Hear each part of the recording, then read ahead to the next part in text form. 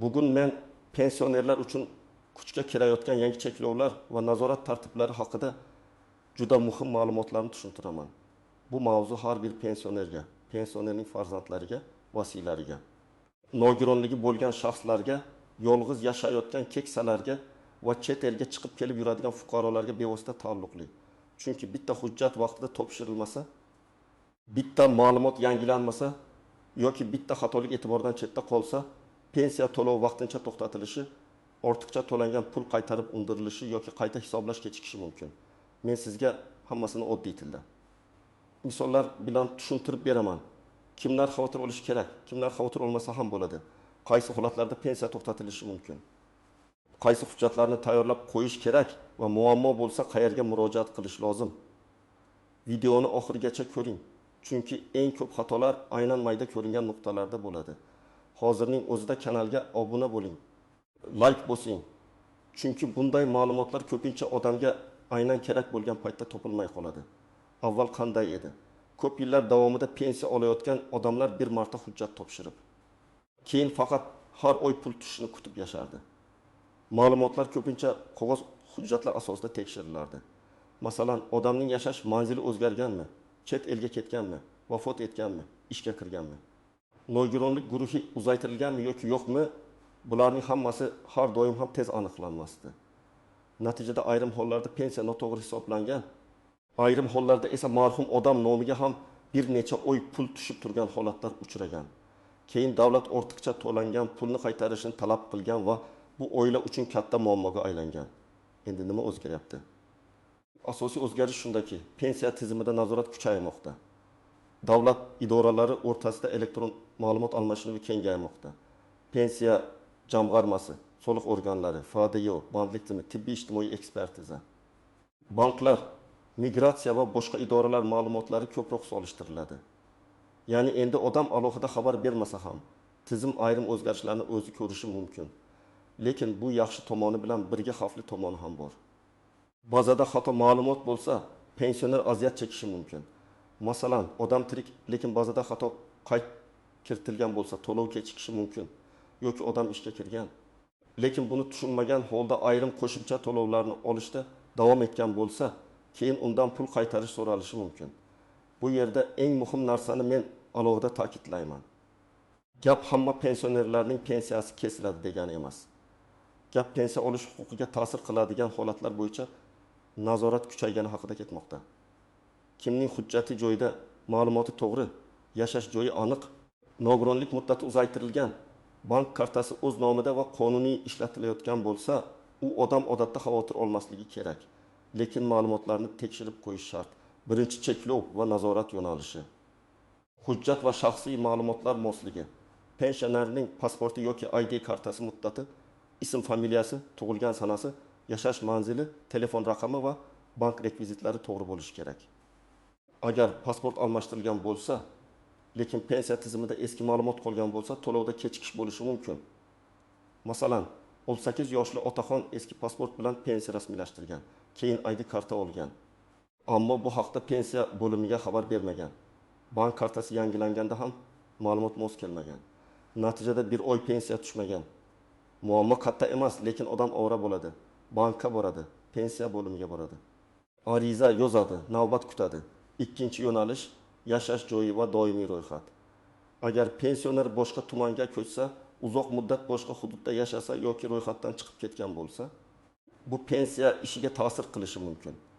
Ayniqsa ayrim qo'shimcha to'lovlar, kompensatsiyalar yoki hududga bog'liq imtiyozlar bo'lsa, manzil muhim ahamiyatga ega. Masalan, onaxon Toshkent viloyatida ro'yxatda turadi. Lekin 2 yildan beri Samarqanddagi qizining uyida yashaydi. Pensiyani kartadan oladi. Shuning uchun muammo sezilmaydi. Lekin tibbiy xizmat, ijtimoiy yordam yoki qo'shimcha nafaqa bo'yicha ariza berganda manzil nomuvofiqligi chiqadi. Shunda nega oldin xabar bermadingiz degan savol paydo bo'ladi. Uchinchi yo'nalish chet elga uzoq muddat chiqish.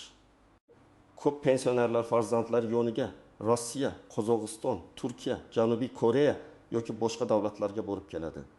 Oddiy safar muammo emas, lekin uzoq muddat chet elda yashash, doimiy yashash uchun chiqish, boshqa davlatda ijtimoiy to'lov olish yoki O'zbekistondagi manzil bo'yicha real aloqa bo'lmasligi pensiya to'lovini tekshirishga sabab bo'lishi mumkin. Masalan, 7 yoshli pensioner 6 oyga o'g'lining yoniga ketdi. Bank kartasi esa uyda qoldi. Kelini kartadan pul yechib turdi. Agar keyin pensionerning o'zi bilan aloqa bo'lmasa, bank operatsiyalari shubhali ko'rinsa yoki ishonchnoma muddat tugagan bo'lsa, muammo chiqadi. Pul o'g'irlangan bo'lsa, isbotlash qiyinlashadi. Shuning uchun chet elga uzoq muddat ketayotgan pensioner o'z huquqiy holatini oldindan aniqlashtirishi kerak. 4-yo'nalish nogironlik pensiyasi va nogironlik muddati. Nogironligi bo'yicha pensiya olayotganlar uchun eng nozik masala bu tibbiy ijtimoiy ekspertiza xulosasi muddati. Agar nogironlik guruhi muddatli berilgan bo'lsa va qayta ko'rikdan o'tish vaqti kelgan bo'lsa, odam buni o'tkazib yubormasligi kerak. Aks holda pensiya vaqtincha to'xtatilishi mumkin. Masalan, 2 guruh nogironligi bo'lgan fuqaro har 2 yilda qayta ko'rikdan o'tishi kerak. U kasal bo'lib qoldi. Hujjat topshirishga ulgurmay qoldi. Tizimda muddat tugadi deb ko'rinadi va to'lov to'xtaydi. Keyin u qayta ko'rikdan o'tadi, hujjatlarni topshiradi, lekin pulni qayta tiklash uchun vaqt ketadi. Shuning uchun men har doim aytaman. Nogironlik muddati tugashidan kamida 1 oy oldin poliklinika va tegishli idora bilan bog'laning. 5-yo'nalish ishlayotgan pensionerlar. Ko'p odamlar men pensiyadaman, lekin ishlasam bo'ladimi deb so'raydi. Albatta. Ko'p hollarda pensioner ishlashi mumkin. Lekin ayrim turdagi qo'shimcha to'lovlar, ustamalar yoki ijtimoiy yordamlar ishlash holatiga bog'liq bo'lishi mumkin. Soliq va bandlik tizimlarida sizning ish haqi olayotganingiz ko'rinsa, ayrim imtiyozlar qayta ko'rib chiqilishi ehtimoli bor. Masalan, pensioner maktabda qorovul bo'lib ishlaydi va 2,8 million so'm maosh oladi. Pensiyasi ham tushadi. Bu o'zi bilan muammo emas. Lekin ukam ta'minlanganlik asosida alohida yordam so'ragan bo'lsa, oilaning daromadi hisoblanadi. Agar daromad yashirilgan bo'lsa, keyin yordam qaytarilishi talab qilinishi mumkin. 6-yo'nalish. Bank kartalari va pulni boshqa odam ishlatishi. Juda ko'p oilalarda pensionerning kartasi farzandida yoki kelinida turadi. Ona uyda men olib kelaman, otam yurmaydi, men yechaman degan holatlar bor. Agar hammasi halol bo'lsa ham, huquqiy jihatdan ehtiyot bo'lish kerak. Pensioner o'zi rozi bo'lsa, ishonchnoma rasmiylashtirilgani ma'qul. Aks holda ertaga qarindoshlar o'rtasida nizo chiqsa, kartadagi pullar qayerga ketdi degan savol paydo bo'ladi. Masalan, onaxonning pensiyasi oyiga 20,500,000 so'm, kartani kenja o'g'li ishlatadi. 3 yil davomida 7 million so'mdan ortiq pul tushgan. Keyin boshqa farzandlar e'tiroz qiladi. Agar xarajatlar, dori-darmon, oziq-ovqat, parvarish bo'yicha dalil bo'lmasa, katta oilaviy mojaro boshlanadi. Shuning uchun pulni naqd olganda ham, kartadan ishlatganda ham shaffoflik kerak. 7-yo'nalish. Vafot etgan pensioner nomiga pul olish. Bu eng jiddiy masalalardan biri. Agar pensioner vafot etsa, oila buni yashirmasligi kerak. FHDga orqali ma'lumot tizimiga tushadi. Lekin ba'zan kechikish bo'lishi mumkin. Shu orada kartaga pensiya tushsa va kimdir uni yechib olsa, bu ortiqcha to'lov hisoblanadi. Keyin davlat bu pulni qaytarishni talab qilishi mumkin. Masalan, pensioner unmay kuni vafot etdi. Iyun oyida kartaga yana pensiya tushdi. Oila baribir o'zimizniki deb pulni yechdi. Lekin qonun bo'yicha bu to'lov noto'g'ri bo'lishi mumkin. Keyin qaytarish talabi keladi. Shuning uchun bunday holatda darhol tegishli idoraga murojaat qilish kerak. 8-yo'nalish ortiqcha to'lov va qarzdorlik. Agar pensiya noto'g'ri hisoblangan bo'lsa, masalan, ish staji noto'g'ri kiritilgan, hujjat soxta yoki xato bo'lgan, qo'shimcha to'lov asossiz berilgan bo'lsa, ortiqcha summa qaytarilishi mumkin. Bu yerda odam men bilmasdim desa ham, ayrim hollarda pul baribir undiriladi. Masalan, pensiya 200,000 so'mga ko'proq hisoblangan va bu 15 oy davom etgan. Jami 3,600,000 so'm ortiqcha to'lov paydo bo'ladi. Agar xato idora tomonidan bo'lsa, tartib boshqacha ko'rib chiqilishi mumkin, lekin odam qasddan noto'g'ri ma'lumot bergan bo'lsa, masala jiddiylashadi. Birinchi nozik jihat hamma kechikish cheklov degani emas. Ba'zan pensiya 1-2 kun kechiktishi bank texnik ishlari, dam olish kunlari, karta muddati tugashi yoki tizimdagi yangilanishlar bilan bog'liq bo'lishi mumkin. Shuning uchun darhol vahimaga tushmang. Avval bank ilovasini tekshiring. Karta faolmi? SMS kelganmi? Bankda cheklov yo'qmi? Keyin pensiya bo'limiga murojaat qiling. Ko'p odamlar bankdagi oddiy muammoni pensiya kesildi deb o'ylab asabiylashadi. Ikkinchi nozik jihat karta muddati tugashi. Plastik karta muddati tugasa, pul tushgan bo'lsa ham undan foydalana olmaysiz yoki bank operatsiya o'tkazmaydi. Bu pensiya to'xtadi degani emas. Masalan, kartaning amal qilish muddati aprel oyida tugagan, may oyida pensiya tushgan. Lekin bankomat pul bermayapti. Bunday holatda banka borib kartani yangilash kerak. Yangi karta ochilganda pensiya bo'limidagi rekvizitlar ham to'g'ri bog'langanini tekshiring. Uchinchi nozik jihat ishonchli muddati. Agar pensioner o'zi bora olmasa va pensiyani boshqa odam olsa, ishonchli muddati juda muhim. Ishonchli tugagandan keyin pul olish qonuniy bo'lmay qoladi. Ayniqsa yotoqda yotgan, ko'rish yoki yurish imkoniyati cheklangan pensionerlar uchun bu masala oldindan hal qilinishi kerak. Notariusga borishning imkoni bo'lmasa, notarial harakatlarni uyda rasmiylashtirish tartiblari haqida so'rash mumkin. Men tavsiya qilaman. Ishonchnoma muddati tugashidan kamida 20-30 kun oldin yangilash choralarini ko'ring. 4-nozik jihat yolg'iz pensionerlar. Yolg'iz yashaydigan keksalar ko'pincha hujjat yangilashni, telefon raqamini almashtirishni, bank xabarlarini tekshirishni unutadi. Ularning farzandi boshqa shaharda yoki chet elda bo'lishi mumkin. Bunday odamlar eng ko'p xavf guruhiga kiradi. Chunki bitta muammo chiqsa, yugurib hal qiladigan yaqin odam bo'lmaydi. Qo'shnilar, mahalla, ijtimoiy xodimlar bunday pensionerlarga yordam berishi kerak. Agar sizning yoningizda yolg'iz onaxon yoki otaxon yashasa, ulardan pensiyangiz tushyaptimi? Kartangiz ishlayaptimi? Hujjatingiz joyidami? deb so'rab turish ham katta savob, ham amaliy yordam. 5-nozik jihat oilaviy daromad va ijtimoiy yordam.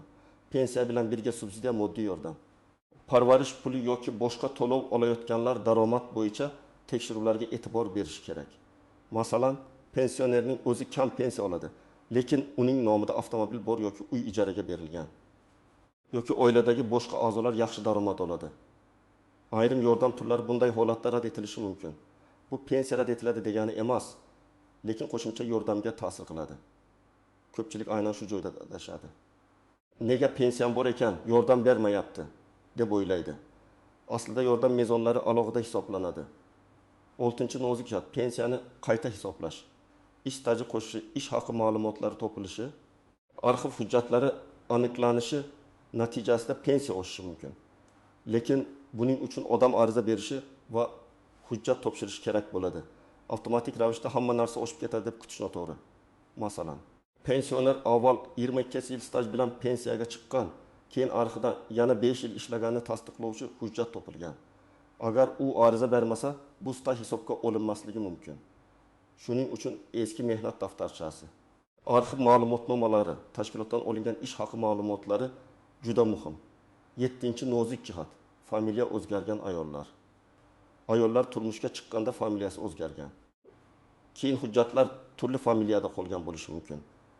Mehnat daftarchasida bir familiya, pasportda boshqa familiya, arxiv hujjati 3-yozuv bo'lsa, pensiya hisoblashda muammo chiqadi. Bunday holatda nikoh guvohnomasi, familiya o'zgarganini tasdiqlovchi hujjatlar, FHDga yo ma'lumotnomalari kerak bo'ladi. Men ko'p ko'rganman, ayol kishi 7-8 yil ishlagan davrni isbotlay olmaydi, chunki hujjatdagi fa'il mos kelmaydi. Bu esa pensiya miqdoriga bevosita ta'sir qiladi. 8-nozik jihat norasmiy ish staji. Ko'p odamlar bozorda, qurilishda, xizmat ko'rsatishda yillar davomida ishlagan, lekin rasmiy hujjat yo'q. Pensiya hisoblashda esa rasmiy staj va badallar muhim. Agar siz hozir ham ishlayotgan bo'lsangiz, ish beruvchidan mehnat shartnomasi, soliq va pensiya badallari rasmiy yuritilayotganini talab qiling. Bugun mayli, naqd beraversin degan kelishuv ertaga pensiya yoshida katta yo'qotishga olib keladi. Pensionerlar farzandlariga ham shuni tushuntirsin, rasmiy ish faqat bugungi maosh emas, kelajakdagi pensiya kafolati hamdir. Endi men aniq qadamlarni aytaman. Birinchi qadam, shaxsiy hujjatlaringizni tekshiring. Pasport yoki ID karta muddati, JSH raqami, familiya, ism, tug'ilgan sana, manzil to'g'riligini ko'ring. Agar hujjat almashtirilgan bo'lsa, pensiya bo'limida ma'lumot yangilanganini aniqlang. Buni telefon orqali so'rash mumkin bo'lsa ham, muhim holatlarda shaxsan borib aniqlagan yaxshi. Ikkinchi qadam, bank kartangizni tekshiring. Karta muddati qachon tugaydi? SMS xabarnoma ulanganmi? Bank ilovasiga kira olasizmi? Kartadan begona odam foydalanmayaptimi? pin kod kimlarda bor? Bularning hammasini nazorat qiling. Agar kartani farzandingiz ishlasa, buni tartibga soling. Zarur bo'lsa, ishonchnoma rasmiylashtiring. Pensionerning ro'ziligisiz kartadan pul ishlatish katta muammo keltirishi mumkin. 3-qadam, pensiya hujjatlari papkasini tayyorlang. Men har bir pensionerga bitta alohida papka qilishni tavsiya qilaman. Unda pasport nusxasi, pensiya guvohnomasi, mehnat daftarchasi nusxasi, arxiv ma'lumotnomalari, nogironlik xulosasi, bank rekvizitlari ishonchma nusxasi, tibbiy hujjatlar va murojaat arizalari nusxasi tursin. Hujjatlar uyda tarqoq yotsa, muammo chiqqanda topish qiyin bo'ladi. 4-qadam, nogironlik muddati bo'lsa, kalendarga belgi qo'ying. Qayta ko'rik sanasini telefoningizga, farzandingiz telefoniga, devordagi kalendarga yozib qo'ying. Muddat tugashini kutmang. Poliklinika, shifokor, tibbiy komissiya bilan oldindan harakat qiling. Agar pensioner yura olmasa, uyiga shifokor chaqirish yoki boshqa qonuniy tartiblarni so'rang. 5-qadam, chet elga uzoq muddat ketayotgan bo'lsangiz, oldindan maslahat oling. Pensiya to'lovi, bank kartasi, ishonchnoma, aloqa raqami. Yashash manzili bo'yicha hammasini tartibga soling. Chet elda bo'lganingizda kartangizni hech kimga nazoratsiz tashlab ketmang. Agar farzandingiz olib ishlatsa ham, qancha pul tushgani va nimaga sarflangani bo'yicha oddiy yozuv yuritib boring. 6-qadam. Pensiya miqdorida xatolik sezsangiz, jim turmang. Masalan, oldin 20 million 700 ming so'm tushardi, endi 20 million 300 ming tushdi. Yoki aksincha kutilmaganda ko'proq tushdi. Darhol sababini aniqlang. Ko'proq tushsa ham xursand bo'lib ishlatib yubormang. Chunki keyin ortiqcha to'lov deb qaytarish talab qilinishi mumkin. Pensiya bo'limiga yozma ariza bilan murojaat qiling va javobni ham yozma oling. 7-qadam, murojaat qilganda arizani aniq yozing. Arizada mening pensiya to'lovim nega to'xtadi? Pensiya miqdori nima sababdan kamaydi? Qaysi hujjat yetishmayapti? Qayta hisoblashni so'rayman. Ortiqcha to'lov bo'yicha tushuntirish berishingizni so'rayman kabi aniq talab bo'lsin. Arizaning bir nusxasini o'zingizda qoldiring. Qabul qilingan sanasi va raqamini yozib oling. Og'zaki gapga tayanib qolmang. 8-qadam, muammo hal bo'lmasa, yuqori turuvchi tashkilotlarga murojaat qiling. Tuman yoki shahar pensiya bo'limi, keyin viloyat darajasi. Zarur bo'lsa, vakolatli davlat organlari ishonch telefonlari yoki onlayn murojaat portallari orqali murojaat qilish mumkin. Lekin har bir murojaatda hujjat, sana, raqam va dalil bo'lishi kerak. Menga shunday deyishdi degan gapning kuchi kam. Falon sanada ariza berdim, falon raqam bilan ro'yxatga olindi, javob shunday bo'ldi degan dalil kuchli. 9-qadam. Farzandlar ota-onasining pensiya ishlariga befarq bo'lmasin. Ko'pincha keksa odamlar hujjatni tushunmaydi. Navbatda turishga qiynaladi. Telefon orqali ma'lumot olishni bilmaydi.